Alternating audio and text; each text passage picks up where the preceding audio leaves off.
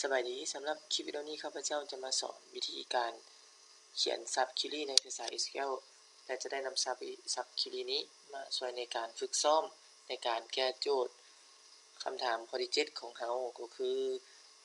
จงแสดงจำนวนพนักงานทั้งหมดในแต่ละตำแหน่งในคลิปวิดีโอนี้เราจะได้ใช้อยู่2ตัวตารางก็คือตารางตำแหน่งและตารางพนักงานโดยวิธีการเขียนนี้จะมีลักษณะคล้ายๆคือกันกับคลิปวิดีโอที่ผ่านมาก็คือคล้ายๆกับโจทย์ข้อที่6ของพวกเราและอีกอย่างหนึ่งก็คือถ้าหากว่านักศึกษาคนใดหรือว่าหมู่เพื่อนคนใดที่ได้ติดตามชมคลิปวิดีโอนี้อย่าลืมกดไลค์กดแชร์ให้ข้าพเจ้าเป็นกำลังใจในการเฮ็ดคลิปวิดีโอต่อๆไปในการแนะนำความรู้จากประสบการณ์การเฮ็ดเวียกตัวจริง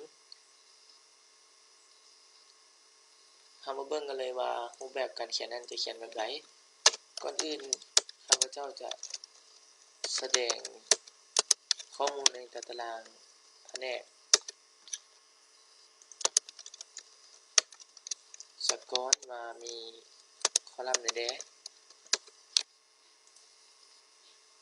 ในตารางตำแหน่งของเรานี้จะมีทั้งหมดมีอยู่5ตำแหน่งและในแต่ละตำแหน่งนี้มีพนักงานจักคนในแต่ละตำแหน่งนี้ข้าพเจ้าขอแนะนำอีกอย่างหนึ่งว่าถ้าหากว่าเราเขียนคิวรี่ที่มันมีซับคิวรี่หลายๆซับนั้นอย่าลืมว่าการจัดเรียงช็อตโค้ดหรือว่าการจัดเรียงระเบียบของการเขียนโค้ดนี้มันจะง่ายในการแก้ไขและก็จะง่ายในการนำซับคิวรี่ในอนาคตถ้าหากว่ามีการเปลี่ยนแปลงหรือว่าการแก้ไขซับคิวรี่ของเราและต่อไปนี้ข้าพเจ้าจะได้นับว่าพนักงานทั้งหมดในแต่ละตำแหน่งนี้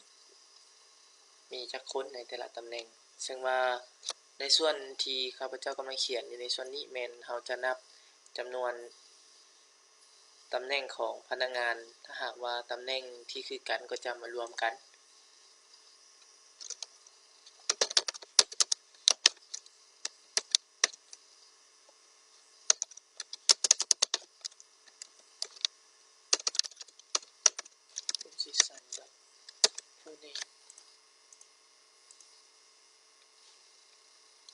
เมื่อเราเขียนโค้ดสำเร็จแล้วให้กดไปที่ปุ่มรันก็จะได้ผลลัพธ์ออกมาดังรูปนี้ในส่วนหลักๆที่ข้าพเจ้าอยากจะแนะนำก็คือในส่วนของส่วนนี้จะเป็นคิวรี่ที่เป็นหลักหรือว่าเป็นตัวหลักและต่อมาในส่วนนี้จะเป็นคิวรี่สำรองหรือว่าคิวรี่ตัวที่2ที่เราใช้ในการนับว่าในแต่ละตำแหน่งนั้นมีจักคนแล้วถ้าหากว่าเราเอาส่วนทางในนี้ copy ส่วนทางในนี้ไปรันเฉพาะตั้งแต่ส่วนของตัวนี้มันก็จะซึ่งว่ารูปแบบของการเขียนซับคิวรี่แบบที่2หรือว่าในส่วนทางในนี้มันบ่สามารถจะมีได้ด้วยตัวเองโดยที่เราจะต้องได้อาศัยคิวรี่อีกสั้นหนึ่งก็คือเป็นคิวรี่หลักมันจึงจะสามารถรันสุดคำสั่งตัวนี้ได้ถ้าหากว่านักศึกษาคนใดหรือว่าหมู่เพื่อนคนใดได้ชมหรือว่าได้เบิ่งคลิปวิดีโอนี้แล้วอย่าลืมว่าจะต้องเอาความรู้เหล่านี้ไปฝึกซ้อมและปฏิบัติมันจึงจะเกิดผลประโยชน์แก่ตัวเองและแก่ส่วนรวมสำหรับผู้ใดที่เบิ่งแล้วยังบ่เข้าใจหรือว่าสงสัยอยู่ส่วนใดสามารถถามหรือว่าคอมเมนต์ในใต้คลิปวิดีโอนี้ได้